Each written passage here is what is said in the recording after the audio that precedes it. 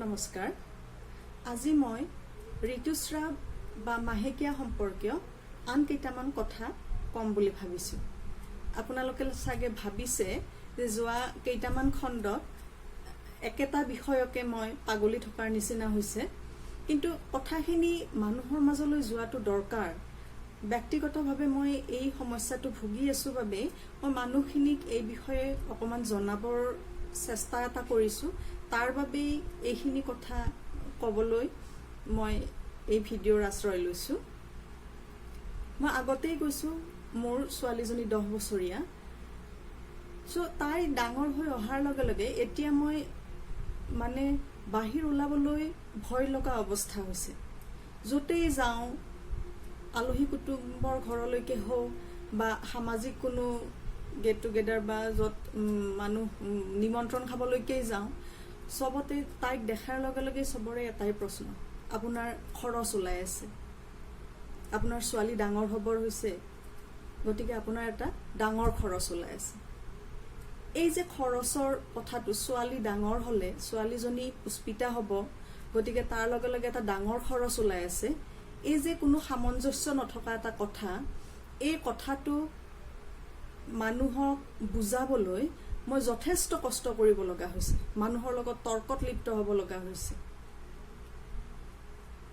প্ৰথম 2009-10 চনমানৰ কথা চাগে, যেতিয়া মই প্ৰথম এখন তোলনি বিয়াৰ নিমন্ত্ৰণী পত্ৰ পাইছিলোঁ। তাৰ আগলৈকে বিয়াৰ নিমন্ত্ৰণী বা অন্যান্য কিছুমান যেনে অন্নপ্ৰাশন, চূড়াকৰণ এইবিলাকৰ আগতে দেখিছোঁ, কিন্তু তোলনি বিয়াৰ নিমন্ত্ৰণী পত্ৰ সেই 9-10 চনমান মই প্ৰথম, তাৰ আগতেই যদিও চলিছিল যদিও মই গম নাপাওঁ, কিন্তু প্ৰথম ব্যক্তিগতভাৱে মই 9-10 চনমানত মই এখন তেনেকুৱা নিমন্ত্ৰণী পত্ৰ পাইছিলোঁ। মই সঁচাকৈ হতভম্ব হৈছিলোঁ যে তোলনি বিয়াৰ কাৰণে চিঠি ছপাই নিমন্ত্ৰণ দি এটা পাতিবলগীয়া উৎসৱ জানো? তোলনি বিয়া বা পুষ্পিতা হোৱা, ঋতুস্ৰাৱ হোৱা এটা উৎসৱ নেকি? তাৰপিছত পৰ্যায়ক্ৰমে মই দেখিলোঁ, মোৰ নিচেই ওচৰৰে এঘৰত মই দেখিলোঁ, ছোৱালীৰ তোলনি বিয়াৰ দিনাখন ডিজেৰ পৰা বেণ্ড পাৰ্টিলৈকে সকলো যোগাৰ কৰিছে। দিন ৰাতি ডিজে বজাইছে, বেণ্ড পাৰ্টি বজাইছে, মানুহৰ কিমান নিমন্ত্ৰিতৰ সীমা সংখ্যা নাই। মাত্ৰ দৰাটো বাদ দি বাকী এখন ডাঙৰ বিয়াৰ সকলো কাৰ্যক্ৰমণিকাই তাত হৈছে। এতিয়া মানুহে হয়তো ক'ব, আপুনি নিজে বলে নোৱাৰে বা তেওঁলোকৰ আৰ্থিকভাৱে সবল, তেওঁলোকে পাতিছে, তাতনো মোৰ মাত মাতিবলগীয়া কি? মোৰ মাত মাতিবলগীয়া ভাবিলে একো নাই, কিন্তু যদি সামাজিক ব্যক্তি হিচাপে, সমাজৰ এজন অংশ হিচাপে তাত মোৰ মাত মাতিবলগীয়া আছে। কাৰণ তেওঁলোকক দেখিয়েই আন 10জনে এই তোলনি বিয়াটোক এটা উৎসৱলৈ পৰ্যবসিত কৰাৰ এটা প্ৰচেষ্টা এটা যেন সমাজত গা কৰি উঠিছে। মই ব্যক্তিগত সেই ঘৰ মানুহৰ কথা নাই, সেইটো এজন উদাহৰণহে, য'ত মই নিজ চকুৰে দেখিছোঁ। আৰু এনেকুৱা হৈয়ে আছে বৰ্তমান সমাজত। বৰ্তমান সময়তো এইটো এটা ধামধুমীয়া অনুষ্ঠানলৈ পৰিৱৰ্তন হৈছে, য'ত বিবাহ ভৱন ভাড়ালৈ লৈ বাকী সকলো গহনা গাঁঠৰি, কানি কাপোৰ সকলো এখন ডাঙৰ বিয়াৰ নিচিনাই হয়। আৰু তাক দেখি যিখিনি পৰাখিনিয়ে বাৰু পাৰিছে, এই দেখাত দেখি অনুকৰণ কৰাৰ এটা স্বভাৱৰ বাবে যিখিনি নিম্ন মধ্যবিত্ত বা দৰিদ্ৰ মানুহখিনি, সেইখিনিয়েও তাল মিলাবলৈ গৈ অনৰ্থক এটা কথাত, অনৰ্থক এটা কাৰণত তাল মিলাবলৈ গৈ নিজকে সৰ্বশ্ৰান্ত কৰাও দেখিছোঁ। বন্ধন বা আজিকালি বহুত কেনেকুৱা সৰু ক্ষুদ্ৰ যে লোন দিয়ে, তেনেকুৱা অনুষ্ঠানৰ পৰা লোন লৈ ছোৱালীৰ তোলনি বিয়া পতা মই মোৰ ঘৰৰ ওচৰতে দেখিছোঁ। মোক যেতিয়া নিমন্ত্ৰণ দিবলৈ আহিল, মানুহগৰাকীৰ লগত মোৰ তৰ্কই লাগিল। মই জানো যে মানুহগৰাকী লোকৰ ঘৰত কাম কৰে, মানুহজনে দিন হাজিৰা কৰে। যেতিয়া মোক নিমন্ত্ৰণ দিব আহিছে, মই তেওঁক প্ৰশ্ন কৰিলোঁ, আপুনি ক'ৰ পৰা পইচা পালে ইমান মানুহ মাতি এনেকৈ অনুষ্ঠানটো কৰিবলৈ? তেওঁ ক'লে যে মই লোন লৈছোঁ বন্ধনৰ পৰা। এই লোনটো আপোনালোকে ধাৰ পৰিশোধ কৰিব কেনেকৈ, তাৰ কোনো আইডিয়া নাই। টকাখিনি এবাৰতে পাইছে, কিন্তু এই যে ধাৰটো পৰিশোধ কৰিব লাগিব, তাৰ বাবে যিখিনি লৈছে তাৰ দুগুণ ইনষ্টলমেণ্টত তেওঁলোকে ভৰিব লাগিব। এই পইচাটো ক'ৰ পৰা আহিব, কেনেকৈ তেওঁলোকে পৰিশোধ কৰিব? যিখিনি ইনকাম কৰে সেইখিনিৰে তেওঁলোকে দিন মানে নিশ্চিন্ত মানে দুবেলা দুমিঠি খাই আছে। তাৰপিছত এই ঋণৰ বোজাটো কেনেকৈ সুজাব তাৰ কোনো আইডিয়া নাই, কোনো ধাৰণা নাই। কিন্তু ছোৱালীজনী ডাঙৰ হৈছে, গতিকে তুলনি বিয়াখন পাতিব লাগে, মানুহক মাতি খুৱাব লাগে, অনুষ্ঠান এটা উৎসৱ এটা পালন কৰিব লাগে, গতিকে তেওঁলোকে ঋণ লৈছে। মোৰ সম্বন্ধীয়ৰ ভিতৰতে মানুহ এজনৰ ব্যক্তি এজন, তেওঁৰ দুজনী ছোৱালী, মানুহজনে ব্যক্তিগত গোসাঁই ঘৰ এটাৰ মানে পুৰোহিতালি কৰি তেনেকৈ পৰিয়ালটো পোহপাল দি আছে। 2টা ৰুমৰ তৰ্জাবেৰৰ ঘৰ এটাত কোনোমতে পৰিয়ালটো মূৰ গুজি আছে। সৌভাগ্যক্ৰমেই কওক, সৌভাগ্যই হওক বা ছোৱালীজনীৰ দুৰ্ভাগ্য হওক, ডাঙৰ ছোৱালীজনী তাই পঢ়া শুনাত খুবেই চোকা। তাইৰ যিখিনি তাইৰ বুদ্ধিবৃত্তি সেই হিচাপত পৰিয়ালটোৱে তাইক কোনো ধৰণৰ সা সুবিধা কিন্তু দিব পৰা নাছিল। এইবাৰ তাই মেট্ৰিক পাছ কৰিলে 85% নম্বৰ সহ, য'ত তাই চাগে টেষ্টৰ মেট্ৰিকৰ ঠিক আগে টেষ্টৰ পিছত কোনোমতে 2 মাহমানহে বিজ্ঞান আৰু অংকত চাগে তাইক টিউচন দিবলৈ সমৰ্থ হৈছিল। বাকীখিনি সম্পূৰ্ণ নিজৰ প্ৰচেষ্টাত পঢ়ি চৰকাৰী বিদ্যালয়ৰ পৰাই তাই এইখিনি নম্বৰ লৈ উত্তীৰ্ণ হৈছে। কথাটো হ'ল, তাইৰ যেতিয়া ক্লাছ 10ত তেতিয়া পঢ়ি আছে, যোৱা ডিচেম্বৰ মানৰ কথা, সেইটো ডিচেম্বৰ মানৰ কথা। মানুহজন মোৰ ওচৰলৈ আহিল কি যে আমাৰ ঘৰলৈ আহিল, ছোৱালীজনী তেওঁৰ সৰু ছোৱালীজনী পুষ্পিতা হৈছে আৰু তাৰ নিমন্ত্ৰণ দিবলৈকে আহিছে, যদিও মুখামুখিকৈ কোৱা নাই কিবা সহায় সাহায্য লাগে বুলি। তেওঁ নিমন্ত্ৰণ দিবলৈকে আহিছে, ছোৱালীজনী ডাঙৰ হৈছে। মই জানো ছোৱালীজনী ডাঙৰ হোৱাৰ ইতিমধ্যে প্ৰায় 15-20 দিন পাৰ হৈ গৈছে, গতিকে 4 দিনীয়া নিয়ম তেওঁলোকে যিখিনি কৰে সেইখিনি কৰি থৈছে। তো মই তেওঁক মানুহজনক সুধিলোঁ যে আপুনি আকৌ নতুনকৈ, সেইদিনাখনতো যেনেকৈ নহওক কামখিনি হৈ গ'ল, আপুনি নতুনকৈ আকৌ এইখন কিয় পাতিলে? তেওঁ কৈছে যে নহয়, এইটোতো নিয়ম, মানে চবেই কৈছে ছোৱালীজনীয়ে মন্তৰত দুখ পাব, তেনেকৈ নাপাতিলে তাইৰ লগৰ বন্ধু বান্ধৱীবিলাকৰ তেনেকুৱা হৈছে, গতিকে তাৰ বাবেই মানে তেওঁ এইটো অনুষ্ঠানটো পাতিছে। আপুনি টকা পইচা ক'ৰ পৰা যোগাৰ কৰিছে? যে মোক মানে মানুহে তুলি কৈ দিছে, কোনোবাই মাছটো দিব, কোনোবাই মাংস দিব, কোনোবাই দালি দিব, এনেকুৱা ধৰণে আৰু নিজৰ ফালৰ পৰা মই অকণমান ধাৰ লৈছোঁ। এই যে ধাৰ লৈ হ'লেও ছোৱালীজনীৰ উৎসৱটো পাতিব, এই কথাটোতেই মোৰ খুব খং উঠিল। মানে মই এইটো বেয়াই পাওঁ। তো মানুহজনক মই ক'লোঁ, আপুনি যে ধাৰ ল'লে, ভগৱান কৰিলে 2-3 মাহ পিছত আপোনাৰ ডাঙৰ ছোৱালীজনী মেট্ৰিক দিব, তাই যদি ভালদৰে পাছ কৰি ওলায়, তাইক এখন ভাল কলেজত পঢ়ুৱাবলৈ আপোনাক টকা লাগিব, তেতিয়া আপুনি আজি যে মানুহৰ ওচৰখিনি সহায় বিচাৰিছে, সেই সময়ত ছোৱালীজনীক পঢ়ুৱাবৰ কাৰণে আপুনি কাৰ ওচৰত সহায় বিচাৰি যাব? 2-3 মাহৰ অন্তৰে আপোনাক মানুহে সহায় কৰিব জানো? আৰু যিখিনি পইচা আপুনি ধাৰ ল'লে ছোৱালীজনীৰ তুলনি বিয়া পাতিবলৈ, সেইখিনি পইচাৰে ধাৰ লৈ আপুনি ডাঙৰ ছোৱালীজনীক 2টা টিউচন দিয়াৰ ব্যৱস্থা কিয় কৰা নাই? কথাখিনি মানুহজনে একেবাৰেই ভাল নাপালে আৰু তেওঁ গ'লগে। কিন্তু মই মানুহজনক কোনো সহায় নকৰিলোঁ। মই ক'লোঁ যে মই সময়ত যেতিয়া প্ৰয়োজন হয় মই কৰিম, কিন্তু এইটো অনুষ্ঠানত মই আপোনাক কোনো ধৰণে সহায় কৰিব নোৱাৰোঁ। আৰু তাৰ পিছতেই ডাঙৰ ছোৱালীজনীয়ে যেতিয়া তেওঁৰ 85% নম্বৰ লৈ মেট্ৰিক পাছ কৰিলে, তেতিয়া মোক তেওঁ মাতিব লগাও হোৱা নাই, মোক সহায় বিচাৰিব লগা নাই। মোৰ সামৰ্থ্য অনুসৰি মই যিখিনি পাৰোঁ মই তাইক সহায় কৰিছোঁ।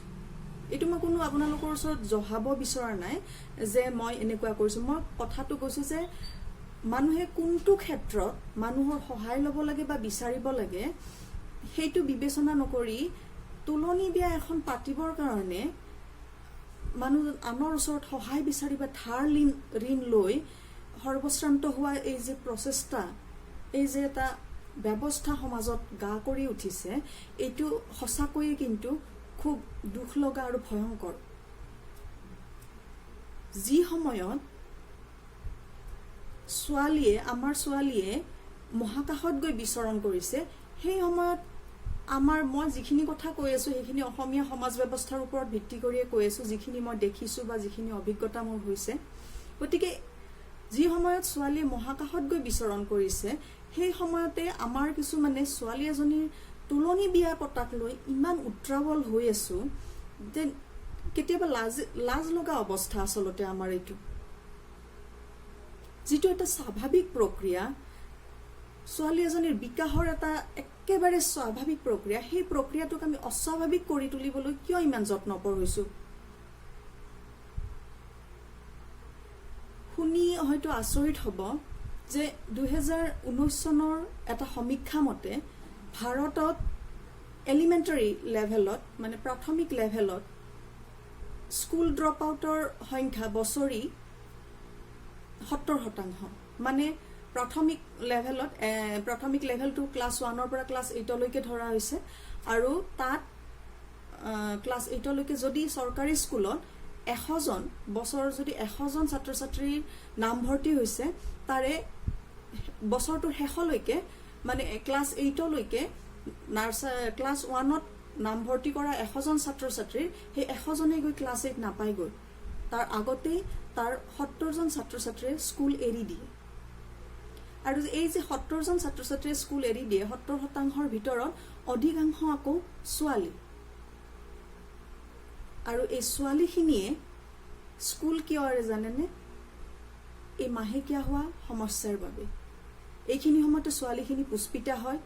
আৰু ভাৰতবৰ্ষত এতিয়াও স্কুল এৰা যিখিনি দৰিদ্ৰ সীমাৰেখাৰ তলত বাস কৰা ছোৱালী, তাৰ অধিকাংশৰে সেই সময়ত পিন্ধিবলৈ আণ্ডাৰগাৰ্মেণ্টছৰ অভাৱ। তেওঁলোকৰ পিন্ধিবলৈ আণ্ডাৰগাৰ্মেণ্টছ নাথাকে, তাৰ বাবে তেওঁলোকে স্কুল এৰি দিয়ে। গতিকে যি সময়ত আমি যিখিনিয়ে সমৰ্থবান, সেইখিনিয়ে এটা অযথা, মই বাৰে বাৰে শব্দটো অযথা বুলিয়ে ক'ম, এইটো কোনো যুক্তিহীন এটা ব্যৱস্থা ছোৱালীৰ তুলনি বিয়া উদযাপন কৰাটো। গতিকে তাত আমি লাখ লাখ টকা খৰচ কৰি থকা সময়তে কোনোবাগৰাকী এটা চাম ছাত্ৰীয়ে আকৌ স্কুল এৰিছে পিন্ধিবৰ বাবে কাপোৰ নথকাৰ বাবে, আণ্ডাৰগাৰ্মেণ্টছ নথকাৰ বাবে, বা মাহেকীয়াৰ সময়ত তেওঁলোকে যিখিনি ব্যৱস্থা ল'ব লাগে সেইখিনিৰ বাবে তেওঁলোকৰ অভাৱ, আৰ্থিকভাৱে তেওঁলোক সামৰ্থ্য নহয়। গতিকে এনেকুৱা এটা অযথা উৎসৱত লাখ লাখ টকা খৰচ কৰাৰ সলনি আমি ব্যক্তিগতভাৱে হওক বা সংগঠিতভাৱেই হওক, এইখিনি ছোৱালীক বা মহিলাক সহায় কৰিব আমি নোৱাৰোনে? বহুতো বেচৰকাৰী অনুষ্ঠানে, অসমত মই জনাত প্ৰিয় বন্ধু নামৰ অৰ্চনা বৰঠাকুৰৰ যিটো নেতৃত্বত গঢ় লৈ উঠা সংগঠন, তেওঁলোকে বছৰি যিকোনো অনুষ্ঠানতে মানে অজুহাততে তেওঁলোকে ছোৱালীৰ মাজত আণ্ডাৰগাৰ্মেণ্টছ আৰু নেপকিন, চেনিটাৰী নেপকিন বিতৰণৰ এটা ব্যৱস্থা লৈ আছে। তাৰ বাবে তেওঁলোকে এইখিনি ডোনেশ্যন হিচাপে সংগ্ৰহ কৰিও ৰাখে আৰু বছৰত যেতিয়া প্ৰয়োজন হয় সেইমতে মানুহৰ মাজত বিতৰণ কৰি দিয়ে। ব্যক্তিগত পৰ্যায়তো বহুতজনেই এনেকুৱা পদক্ষেপ লৈ আছে। কুমাৰ প্ৰতিম নামৰ এজন ব্যক্তি চাগে, তেখেতক পেডমেন অৱ আছাম বুলিয়ে অভিহিত কৰা হয়। মানুহজনে ব্যক্তিগত উদ্যোগত ছোৱালীসকলৰ এই মাহেকীয়াৰ সময়ৰ চাফ চিকুণতাৰ বাবে সজাগতা আনিবৰ বাবে চেষ্টা কৰি আছে, আৰু তেখেতে ব্যক্তিগত উদ্যোগত যিমানখিনি পাৰে সামৰ্থ্য অনুসৰি ছোৱালীখিনিৰ মাজত এনেকুৱা চেনিটাৰী নেপকিন বিতৰণ কৰাৰ ব্যৱস্থা কৰি আছে। আমি এতিয়া হ'ব যে আমি কি কৰিব পাৰোঁ? ব্যক্তিগতভাৱে আমি এনেকুৱা সংগঠনৰ ওচৰত ধৰক দিবলৈ আমাৰ টকাৰ অভাৱ, বা মই সামৰ্থ্য নহয়, আপুনি বা মই, তেতিয়া আমি ইমানো অসমৰ্থ। আমি যেতিয়া যদি লোন লৈ এখন তুলনি বিয়া জাকজমককৈ পাতিব পাৰোঁ, বা যাৰ সামৰ্থ্য আছে লাখ লাখ টকা খৰচ কৰি আমি এখন তুলনি বিয়া পাতিব পাৰোঁ, তাৰে এটা সামান্য অংশ খৰচ কৰি আমি এটা দৰিদ্ৰ পৰিয়ালৰ এজনী ছোৱালীৰ প্ৰত্যেক মাহে দৰকাৰ হোৱা আণ্ডাৰগাৰ্মেণ্টছ আৰু চেনিটাৰী নেপকিনখিনিৰ যদি ব্যৱস্থা আমি কৰিব পাৰোঁ, আমি তেনেকৈ সহায় কৰিব পাৰোঁ। প্ৰত্যেকেই ব্যক্তিগত উদ্যোগত এটা পৰিয়ালৰ এগৰাকী ছোৱালীৰ দায়িত্ব ল'লেও, মানে আমাৰ যিটো এটা কবিতাই আছে নহয়, এটোপ এটোপ কৰি ডাৱৰৰ পানী পৰি ভৰি গ'ল বহল সাগৰ। চ' এটোপ এটোপ এটা পৰিয়ালৰ এজনী ছোৱালীক আমি ব্যক্তিগতভাৱে যদি সহায় কৰোঁ, তেনেকেই জানো সমাজখন বহুত দূৰ আগুৱাই নাযাব? তেনেকেই আমি ইমান ডাঙৰ সমস্যা এটাৰ এটা অংশ হ'লেও আমি সমাধান কৰিব নোৱাৰিম জানো?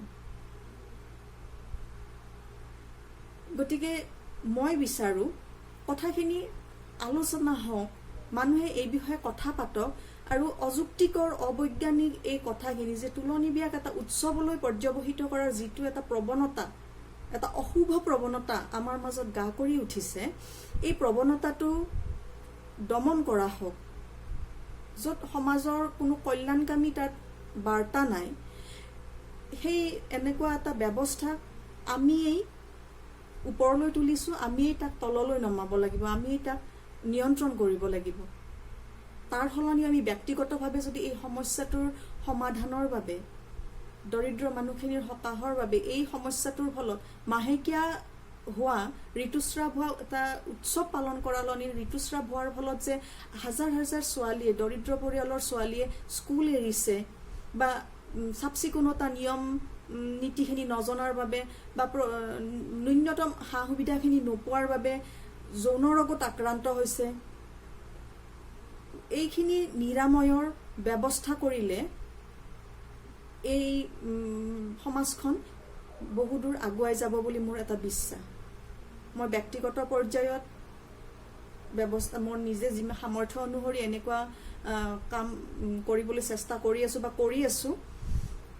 মই বিচাৰোঁ আপোনালোকেও কৰক, এবাৰ কৰি চাওক, এজনী ছোৱালীৰ দায়িত্ব লৈ চাওক, আপোনালোকে নিজেই অনুভৱ কৰিব। যিকোনো অকেজনত এনেকুৱাকৈ এটা কৰাৰ চেষ্টা কৰকচোন, মনটো ভাল লাগিব, আপোনালোকে নিজেই সেয়া অনুভৱ কৰিব। আজিলৈ ইয়াতে এৰিছোঁ, ধন্যবাদ।